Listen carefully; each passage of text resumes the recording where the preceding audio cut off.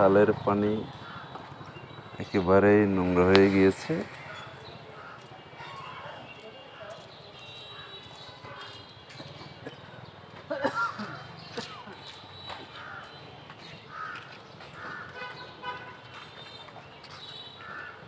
অনেক বেশি দুর্গন্ধ ছড়াচ্ছে পানি থেকে,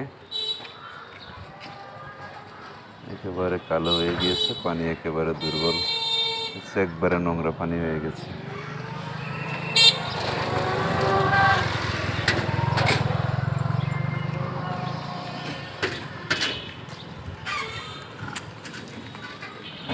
একেবারে কালো নোংরা হয়ে গেছে পানিগুলো, বিষাক্ত পানি হয়ে গেছে এগুলো। এই পানি থেকে অনেক রোগ বেড়ানো ছড়াচ্ছে।